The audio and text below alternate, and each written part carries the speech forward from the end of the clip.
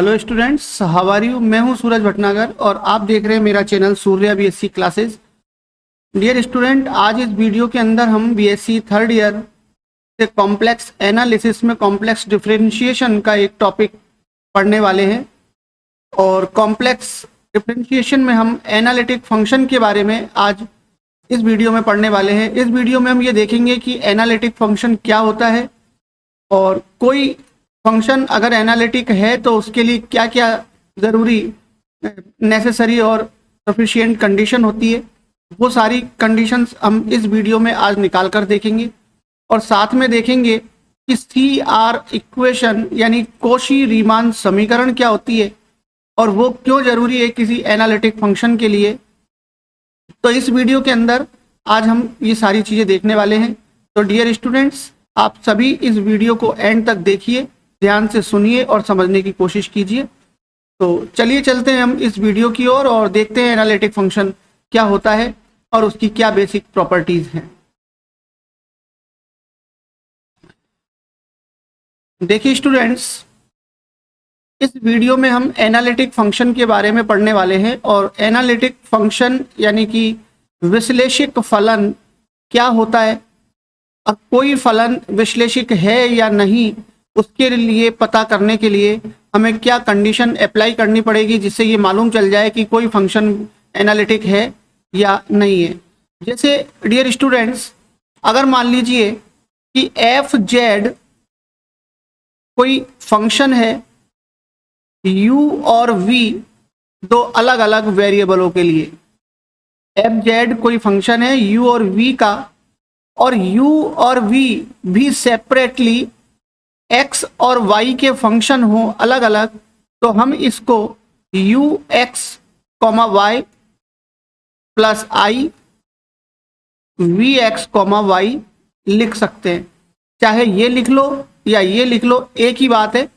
F Z कोई function है और एफ जेड u और v दो वेरिएबलों का फंक्शन है जिसमें u और v भी अलग अलग x और y के फंक्शन है।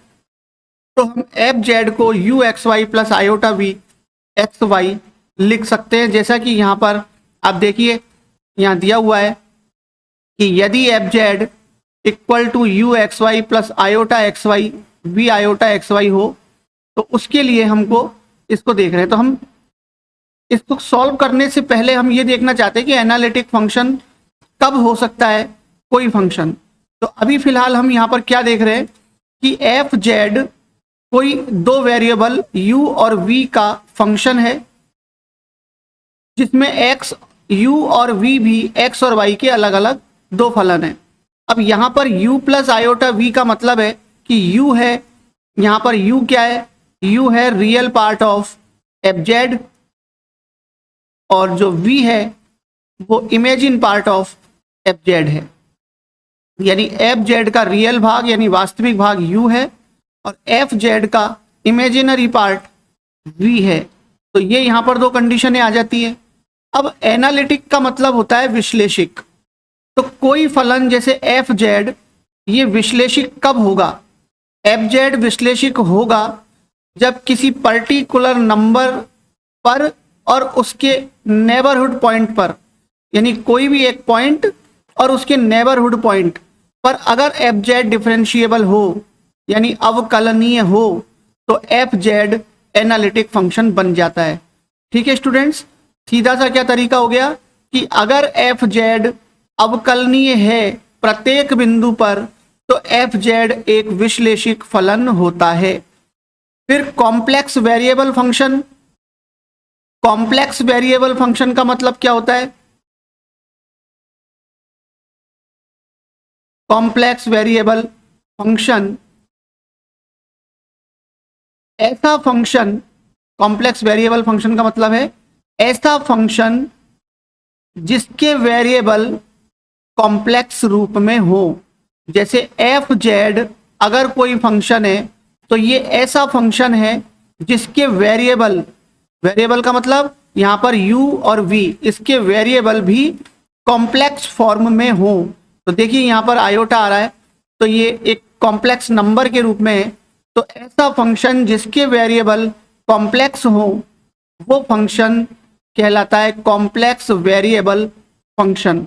और जो फंक्शन प्रत्येक मान पर, जैसे हम कोई बिंदु ले लेते हैं z टेंड्स टू z0, तो z0 और इसके आसपास की जो संख्याएं होंगी जिनको हम बोलते हैं नेबरहुड पॉइंट, तो z0 के आसपास यानी बाईं तरफ और दाईं तरफ की संख्याएं होंगी, उन संख्याओं पर भी ये fz अगर डिफरेंशिएबल हो, अवकलनीय हो, तो fz एक एनालिटिक फंक्शन यानी विश्लेषिक फंक्शन बन जाता है। तो डियर स्टूडेंट्स, यहां पर हमें ये दिया हुआ है कि फलन fz equal to ux, y plus i vx, y किसी प्रांत D में, प्रांत का मतलब जैसे अभी आपको क्या बताया कि z0 के आसपास के पॉइंट, तो आसपास के पॉइंटों को मिलाने से क्या होगा, वो एक प्रांत बन गया। उस प्रांत में विश्लेषिक होने के लिए आवश्यक प्रतिबंध यानी नेसेसरी कंडीशन क्या है कि u और v, ये जो u और v वेरिएबल है, वो उसी प्रांत में कोशी रीमान समीकरण को संतुष्ट करते हैं। कोशी रीमान को हम CR इक्वेशन भी बोलते हैं, कोशी रीमान समीकरण को संतुष्ट करते हैं।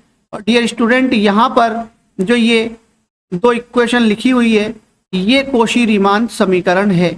तो ये हमको प्रूफ करनी है कि अगर कोई फंक्शन एनालिटिक है तो वो कोशी रीमान समीकरण यानी इक्वेशंस को सेटिस्फाई करना चाहिए। तो यहाँ पर अब हम किसी भी फंक्शन को एनालिटिक प्रूफ करने के लिए उसको डिफरेंशिएबल होना बहुत जरूरी है।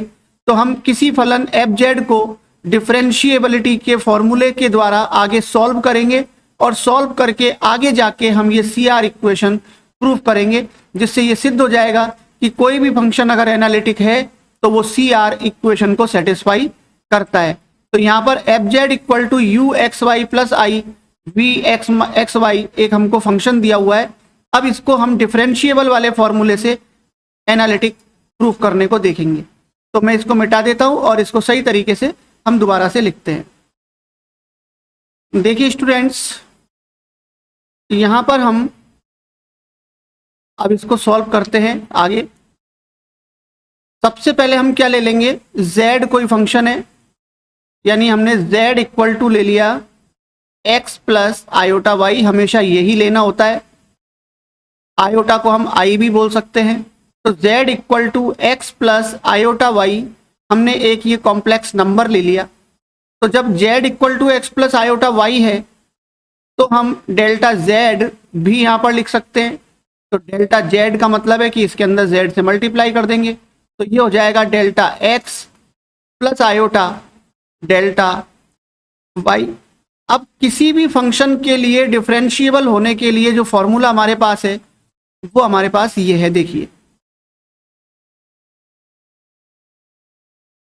अवकलनीयता डिफरेंशिएबिलिटी।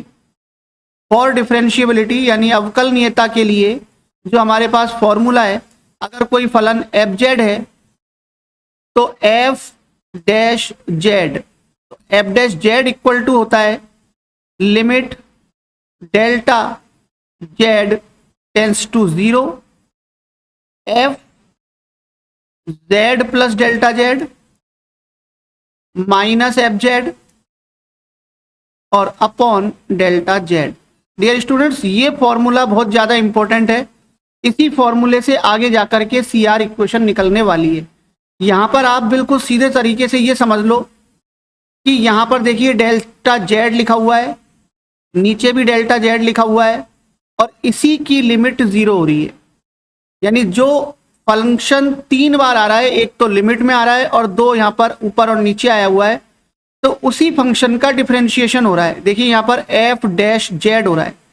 अगर यहाँ पर डेल्टा z की जगह पर तीनों जगह पर डेल्टा x हो जाएगा तो वो f डैश x की वैल्यू बन जाएगी। अगर इन तीनों जगह पर y होगा डेल्टा y तो वो f डैश y की वैल्यू बन जाएगी। डिफरेंशिएशन हम देखेंगे किसके रेस्पेक्ट में हो रहा है, तो जिसकी लिमिट 0 होती है उसी के रेस्पेक्ट में डिफरेंशिएशन होता है।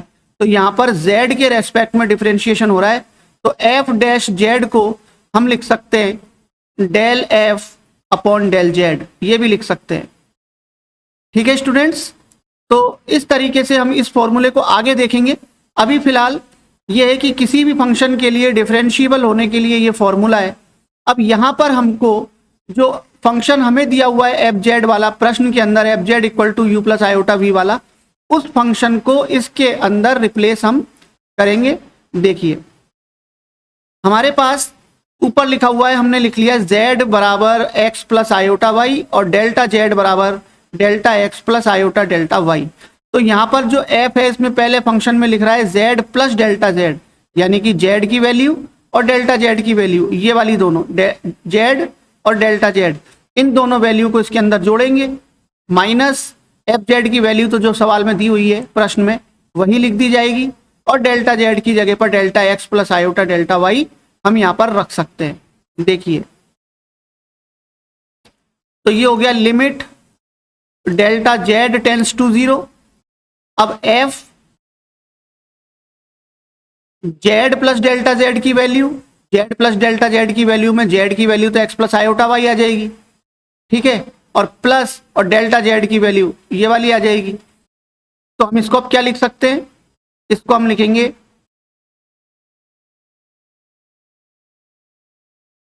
x प्लस आयोटा वाई, ये तो हो गई z की वैल्यू, प्लस डेल्टा z की वैल्यू हमारे पास क्या है, delta z sorry delta x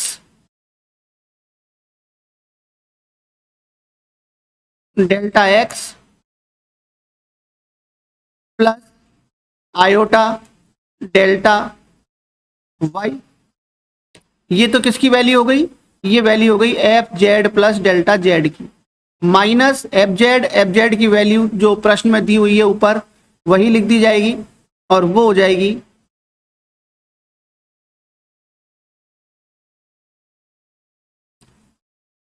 चलिए अभी इसको हम एफ जेड ही लिख लेते हैं। तो डियर स्टूडेंट्स, ये किसी भी फंक्शन के लिए डिफरेंशिएबल होने के लिए फॉर्मूला हमने लिख लिया। अब हमारे पास प्रश्न में एफ जेड इक्वल टू ये फंक्शन दिया हुआ है, इसकी हेल्प लेकर के हमको F z plus delta z और माइनस एफ जेड की वैल्यू लिखनी है। यहाँ पर एफ जेड की जगह पर तो ये जो फंक्शन दिया हुआ है एज इट इज आ जाएगा, और F z plus delta Z को यहाँ पर लिखने के लिए हमको क्या करना पड़ेगा, देखिए z प्लस डेल्टा जेड हो रहा है, तो जब हम x के अंदर आएंगे तो उसको लिखेंगे x plus delta x, y में आएंगे तो लिखेंगे y प्लस डेल्टा y, ऐसे ही यहाँ पर लिखेंगे x प्लस डेल्टा एक्स और y प्लस डेल्टा y, और z एज इट इज आ जाएगा। तो देखिए जब हम इसका मान यहाँ पर लिखेंगे तो ये कुछ इस तरीके से आएगा, limit delta z tends to 0। अब ये हो जाएगा यहाँ पर देखिए एफ जेड की जो वैल्यू है वो u और v के फंक्शंस के रूप में है, तो ये आएगा u x plus delta x comma y plus delta y minus iota v x plus delta x comma y plus delta y. ठीक है स्टूडेंट्स, ये समीकरण आपके समझ में आ गई होगी। ये हमने लिखी है value F z plus delta z की। देखिए यहाँ पर लिख रहा है एफ जेड, इसमें जेड की जगह पर हमको लिखना है जेड प्लस डेल्टा जेड।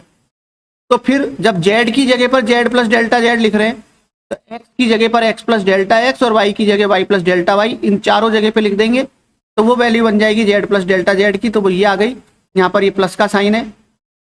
फिर आगे देखिए माइनस, ये माइनस आ गया, और इस माइनस के बाद लिख रहा है एफ जेड। तो एफ जेड की वैल्यू तो हमारे पास जो दे रखी है इसी को लिख देंगे ऐसा का ऐसा ही। देखिए तो एफ जेड की वैल्यू यहां से आ जाएगी u x comma y plus iota v और एक्स कॉमा वाई, ये हमने नीचे लिख दिया है, ये इसके आगे ही है। ठीक है स्टूडेंट्स, अब अपॉन में क्या आएगा, अपॉन में आ जाएगा इसके अंदर डेल्टा जेड की value delta x plus iota delta y. Limit को हम यहाँ थोड़ा सा बीच में लिख लेते हैं, लिमिट ऊपर नहीं होनी चाहिए, तो ये हो जाएगा limit delta z tends to 0। अब इतना करने के बाद डियर स्टूडेंट्स, अब हमको यहाँ पर क्या करना है कि इसकी, अभी हमने डेफिनेशन में देखा कि कोई भी फंक्शन डिफरेंशिएबल कब होगा, जब किसी पर्टिकुलर नंबर के नेबरहुड जो पॉइंट होंगे आसपास के उन बिंदुओं पर भी वो लिमिट की वैल्यू एग्जिस्ट करनी चाहिए, यानी कि निश्चित मान देनी चाहिए, तो वो डिफरेंशिएबल हो जाता है। तो हम यहाँ पर क्या करेंगे कि इसको x और y अक्षों के अनुदिश यानी along टू x एक्सिस और and along to y axis इसकी वैल्यू निकालेंगे। और CR समीकरण के लिए हम इसको आगे सॉल्व कर रहे हैं कि CR समीकरण क्या है।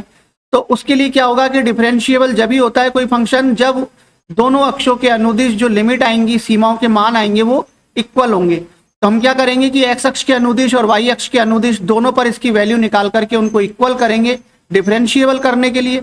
इक्वल करने के बाद जब हम उसको आगे सॉल्व करेंगे तो हमारे पास आगे एक CR इक्वेशन आएगी। उस CR इक्वेशन को ही हम यहाँ पर फाइंड आउट कर रहे हैं। तो देखिए यहाँ पर फर्स्ट कंडीशन हम ले रहे हैं along टू x एक्सिस, यानी x अक्ष के अनुदिश। तो x अक्ष के अनुदिश जब हम इसको लेंगे तो x अक्ष के अनुदिश का मतलब क्या होता है डियर स्टूडेंट्स? तो x अक्ष के अनुदिश का मतलब ऐसी रेखा जो x अक्ष के समानांतर चले। तो इस तरह की जो भी रेखा होगी उसमें y का जो मान होगा वो हमेशा कांस्टेंट रहेगा। देखिए जैसे ये कोई y अक्ष है और ये कोई x अक्ष है, ये x है। तो x अक्ष के अनुदिश का मतलब ये वाली रेखा मान ली जैसे हमने। अब इस रेखा के ऊपर जितने भी ये पॉइंट हैं इन सब पर जो y की वैल्यू है वो कांस्टेंट है। इसका मतलब जो डेल्टा y है यही तो है परिवर्तन, डेल्टा y को ही बोलेंगे परिवर्तन। और ये कांस्टेंट है यानी कि डेल्टा y इक्वल टू 0 हो जाएगा जब हम x अक्ष के अनुदिश लेंगे। और जब y अक्ष के अनुदिश लेंगे तो सेम कंडीशन x वाले एक्सिस पर रहेगी, तो वहां पर डेल्टा x 0 हो जाएगा। तो x अक्ष के अनुदिश में हमको क्या करना है, डेल्टा y को 0 रखना है। देखिए तो डेल्टा y इक्वल टू यहाँ 0 हो जाएगा। तो ये ऊपर जो पूरी समीकरण है इसमें सब जगह पर जहां डेल्टा y लिखा हुआ है उस डेल्टा y को हम क्या कर देंगे, 0 कर देंगे। तो 0 करने के बाद हमारे पास क्या क्या बच जाता है वो हम यहां पर अब लिखते हैं। देखिए लिमिट, अब देखिए डेल्टा y जब 0 हो गया तो डेल्टा z इक्वल टू होता है delta x plus iota delta y, और डेल्टा y 0 हो गया तो इसमें से केवल डेल्टा x रह गया। तो अब डेल्टा z की जगह पर delta x tends to 0 limit रहेगी। अब यहां देखिए u आएगा और u के साथ आएगा x plus delta x comma y, क्योंकि डेल्टा y 0 हो गया, plus iota v x plus delta x और कॉमा y। तो ये पहली टर्म हो गई हमारी ऊपर वाली। सेकंड टर्म के अंदर ऐसा कैसे लिख देते हैं इसको, तो ये हो जाएगा u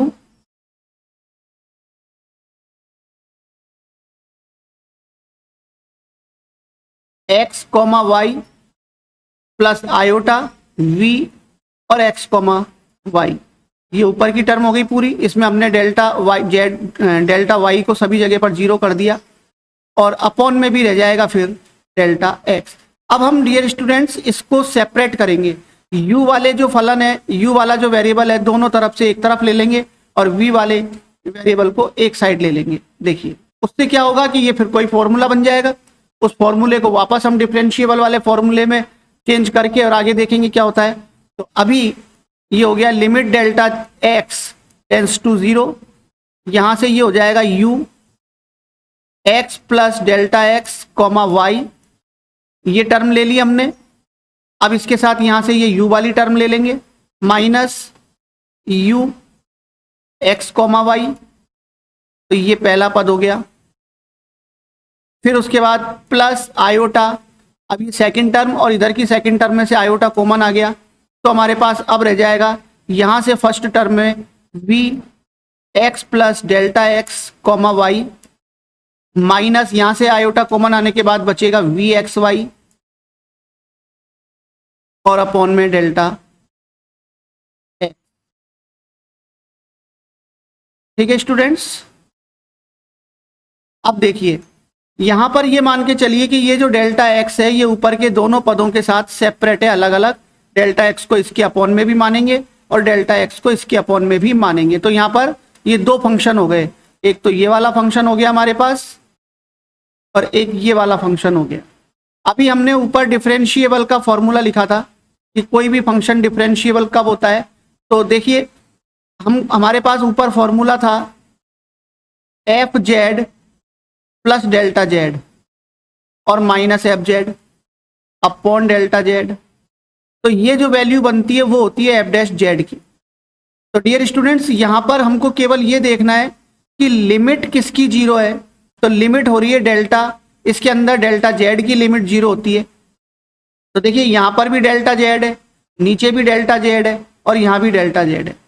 तो इस फंक्शन का जो डिफरेंशिएशन फॉर्मूला होगा वो होगा एफ डैश जेड। अब यही कंडीशन हमारे इन दोनों टर्म में आ रही है। देखिए यहाँ पर डेल्टा एक्स है, अपॉन में डेल्टा एक्स है और लिमिट भी डेल्टा एक्स की जीरो है। तो अब इसका मतलब ये जो फंक्शन है पहला वाला टर्म, इसका मान क्या है, ये है u डैश एक्स। देखिए लिमिट डेल्टा एक्स की जीरो है, यहाँ पर डेल्टा जेड की जीरो थी तो यहाँ पर जेड आया। फंक्शन यहाँ पर तुम देखो एफ है, दोनों जगह पर एफ, तो इसलिए एफ डैश आया। हमारे पास फंक्शन यू है तो हम लिखेंगे यू डैश। डिफरेंशिएशन हो रहा है एक्स के रेस्पेक्ट में तो एक्स आ जाएगा। और डेल यू डैश एक्स को हम del u upon del x लिखेंगे। पार्शियली डिफरेंशिएशन इसलिए लिखेंगे क्योंकि एक्स और वाई दो वेरिएबल हैं जिसमें से डिफरेंशिएशन एक्स के रेस्पेक्ट में हो रहा है। इसका मतलब वाई को कांस्टेंट माना हुआ है, तो जब वाई कांस्टेंट है तो इसका मतलब पार्शियली डिफरेंशिएशन ये हो रहा है। तो इसी तरीके से डियर स्टूडेंट्स यहाँ पर देखिए सेकंड टर्म में भी डेल्टा एक्स ही आ रहा है, लेकिन फंक्शन यहाँ पर v का है तो ये del v upon del x की वैल्यू बनेगी जो हम यहाँ पर लिख लेते हैं। देखिए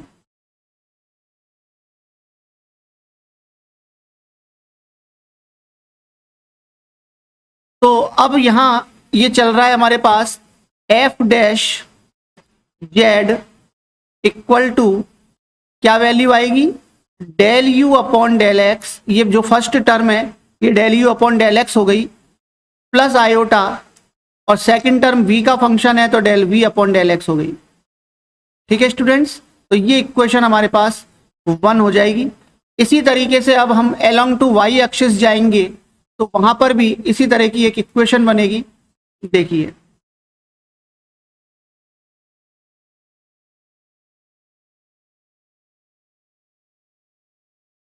तो सेकंड पॉइंट अब हम यहां पर ले लेते हैं अलोंग टू y एक्सिस।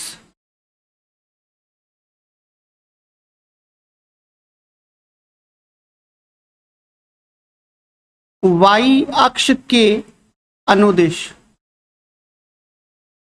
तो y अक्ष के अनुदिश का मतलब जैसे ये x और y अक्ष हो गए। अब इसमें ये एक रेखा हमने खींची, ये y अक्ष के अनुदिश है और इस पॉइंट के ऊपर जो x की डिस्टेंस है वो सब समान है। देखिए यहाँ पर जितनी दूरी यहाँ पर x की है उतनी दूरी यहाँ पर है, उतनी दूरी यहाँ पर है। इसका मतलब x कांस्टेंट हो गया y अक्ष के अनुदिश अलोंग टू y एक्सिस जाने पर।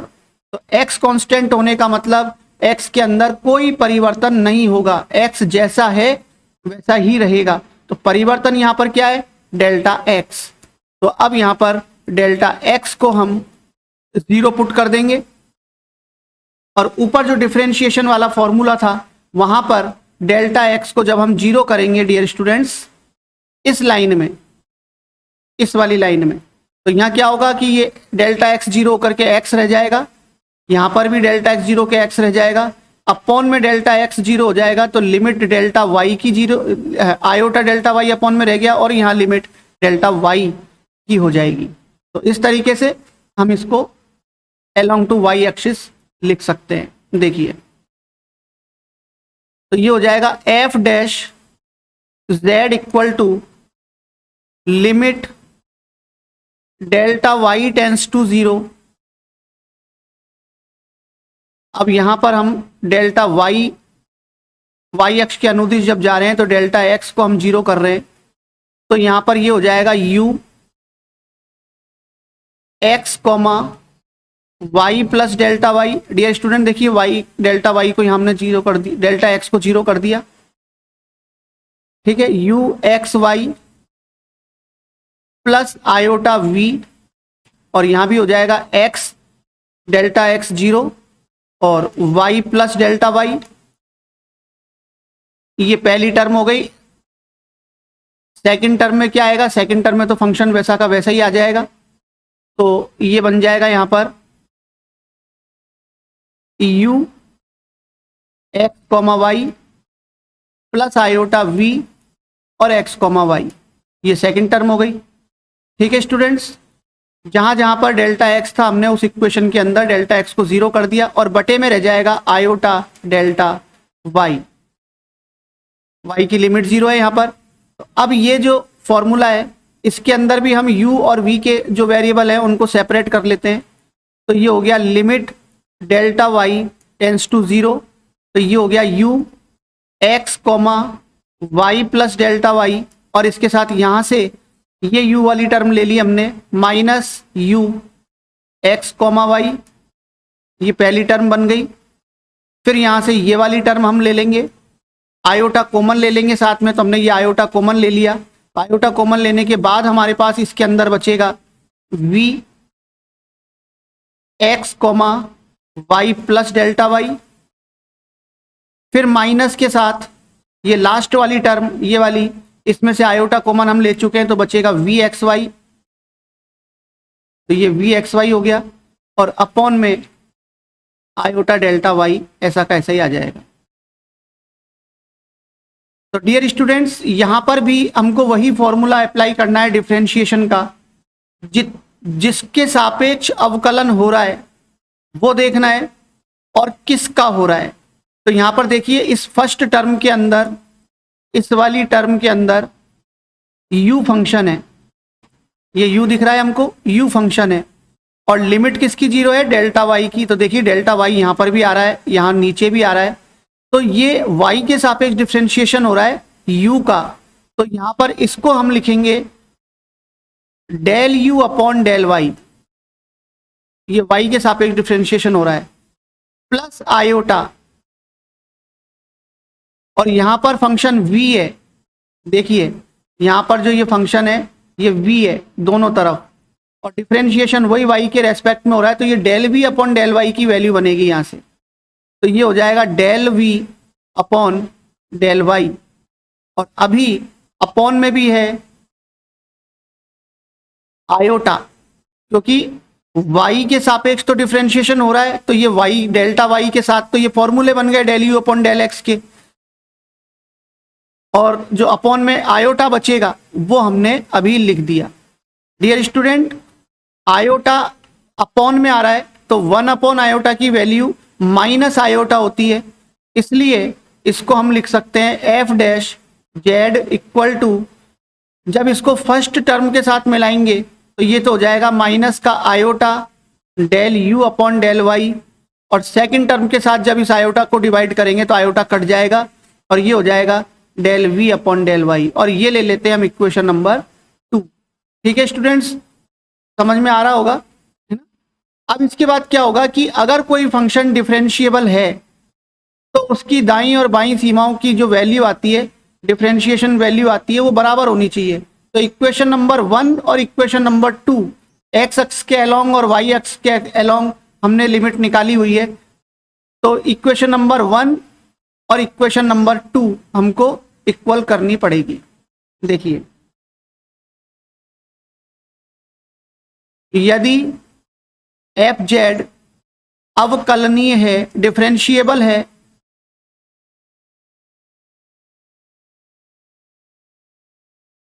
तो हम उनको बराबर कर सकते हैं, यानी कि del u upon del x plus iota del v upon del x. ये तो इक्वेशन नंबर 1 में आया था एलोंग टू एक्स एक्सिस से, और एलोंग टू वाई एक्सिस से जो वैल्यू आई है वो है माइनस का iota del u upon del y और plus del v upon del y.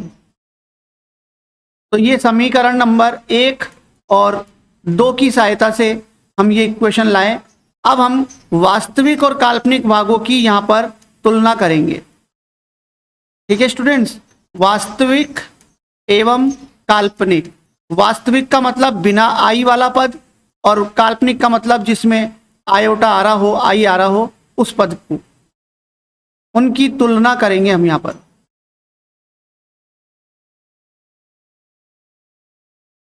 तो वास्तविक और काल्पनिक भागों की जब तुलना होगी तो देखिए लेफ्ट साइड के अंदर जो वास्तविक भाग है वो del u upon del x है, और लेफ्ट साइड में, राइट साइड में जो वास्तविक भाग है, रियल पार्ट है, वो del v upon del y है।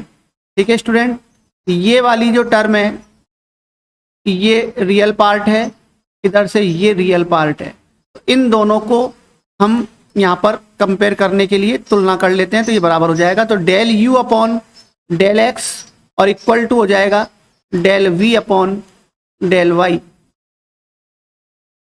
इसके अलावा इमेजिन पार्ट को अगर हम कंपेयर करते हैं तो इमेजिन पार्ट हमको यहाँ पर दिख रहा है, ये इमेजिन पार्ट है आयोटा का कोफिशिएंट, इधर से ये इमेजिन पार्ट है आयोटा का कोफिशिएंट। तो वो क्या बन जाएगा, ये हो जाएगा del u upon del y. पहले यहां से हम लिख लेते हैं del v upon del x और equal to minus del u upon del y. यहां पर del v upon del x हो गया आयोटा का गुणांक, और इधर आयोटा का गुणांक नेगेटिव है तो वो आ गया। अब हम इनको अरेंज कर लेते हैं। डियर स्टूडेंट्स, इसको हम एक बार फिर से जमा के लिख लेते हैं। तो ये हो गई del u upon del x equal to del v upon del y. तो ये तो पहली इक्वेशन, और सेकंड इक्वेशन में हम लिखेंगे del u upon del y. ये वाला डेल वाई, माइनस के साइन को इधर लगा देंगे, कहीं भी लगा दो उससे कोई फर्क नहीं पड़ेगा, लेकिन जो फॉर्मूले बनाए हुए हैं उसके अकॉर्डिंग राइट साइड में लग रहा है। तो ये आ गई। तो ये 2 इक्वेशन जो हमारे पास आई है डियर स्टूडेंट्स, ये ही CR इक्वेशन है, इसी को बोलते हैं कोशी रीमान समीकरण। तो यहां से हमको अब क्या मालूम चल रहा है कि कोई भी फंक्शन अगर एनालिटिक है तो वो कोशी रीमान समीकरण को सेटिस्फाई करता है। यानी आगे अगर हमको फॉर्मूले के द्वारा किसी क्वेश्चन को सॉल्व करना हो और उसमें ये बताना हो कि कोई फंक्शन एनालिटिक है या नहीं, यानी कि कोई फंक्शन वास्तविक है, विश्लेषिक फलन है या नहीं, तो उसके लिए हम ये जो इक्वेशन आई है इस CR इक्वेशन को सेटिस्फाई करवाएंगे। अगर ये दोनों इक्वेशन सेटिस्फाई हो जाती है तो दिया गया फलन एनालिटिक हो जाता है, अदरवाइज नहीं होता है। तो डियर स्टूडेंट्स, ये CR इक्वेशन होती है। देखिए, जो कि CR इक्वेशन है। तो डियर स्टूडेंट्स, CR इक्वेशन अब आपके समझ में आ गया होगा कि हमको क्या करना होता है। CR इक्वेशन का मतलब है कि CR इक्वेशन एक ऐसी नेसेसरी कंडीशन है जिसको सेटिस्फाई कराने के बाद हम ये बता सकते हैं कि कोई फलन एनालिटिक है या नहीं है। तो डिफरेंशिएशन वाला जो फॉर्मूला है उस फॉर्मूले को हमने यहाँ पर शुरू किया सवाल को सॉल्व करने के लिए, और दाईं सीमा और बाईं सीमा जिस तरीके से हम निकालते हैं, राइट डिफरेंशिएशन और लेफ्ट डिफरेंशिएशन की वैल्यू अगर इक्वल आ जाती है तो वो फंक्शन डिफरेंशिएबल होता है। तो यहाँ पर भी यही कंडीशन है कि जो एफ फंक्शन यहाँ पर दिया हुआ है हमको, ये एफ फंक्शन जो यहाँ पर दिया हुआ है, ये एफ फंक्शन एनालिटिक है या नहीं इसका पता लगाना है। तो एनालिटिक फंक्शन होने के लिए नेसेसरी कंडीशन क्या है कि वो CR समीकरण को सेटिस्फाई करेगा एफ, और CR समीकरण को सेटिस्फाई करने के लिए हमने क्या करा कि एफ को हमें डिफरेंशिएबल करना था। तो डिफरेंशिएबल करने के लिए हमारे पास ये फॉर्मूला है यहाँ पर डियर स्टूडेंट्स, सबको दिख गया होगा, del Z plus delta Z minus f upon delta Z। ये डिफरेंशिएबल होने का फॉर्मूला है, इसको हमने यहाँ पर फंक्शन में अप्लाई किया है। तो एफ इक्वल टू जो फंक्शन हमको दे रखा है उसको इस फंक्शन के अंदर हमने लिखा, लिखने के बाद हम उसको along to x and y axis पर जांच करी हमने तो दो कंडीशन अलग अलग हमारे पास आ गई। इक्वेशन नंबर 1 आ गई अलोंग टू एक्स एक्सिस और इक्वेशन नंबर 2 हमारे पास है along to y axis. X अक्ष के अनुदिश और वाई अक्ष के अनुदिश अवकलन की सीमाओं के मान हमारे पास आ गए। अब हम ये मान रहे हैं कि दिया गया फलन अवकलनीय है, तो अगर अवकलनीय है तो डिफरेंशिएशन की जो ये दोनों वैल्यू आई है वो इक्वल होनी चाहिए, तो हमने उन दोनों को इक्वल कर दिया। इक्वल करने के बाद दोनों तरफ रियल और इमेजिन पार्ट को कंपेयर हमने किया तो हमारे पास ये दो इक्वेशन आई, तो ये दो इक्वेशन ही CR इक्वेशन कहलाती है। तो डियर स्टूडेंट्स, उम्मीद है सभी को ये समझ में आ गया होगा, और अगर किसी स्टूडेंट्स को ये वीडियो पसंद आई और कुछ सीखने को मिला हो तो इस चैनल को जरूर सब्सक्राइब करें, ज़्यादा से ज़्यादा लाइक करें और शेयर करें, ताकि जिस किसी को भी इसकी आवश्यकता हो तो वो भी इन्हें देख करके कुछ सीख सके। और अगर आपने ये चैनल, नए स्टूडेंट्स ने अगर ये चैनल सब्सक्राइब नहीं किया है तो जल्दी से सब्सक्राइब कर लें। फिर मिलते हैं नेक्स्ट वीडियो पर किसी और टॉपिक के साथ। Thank you.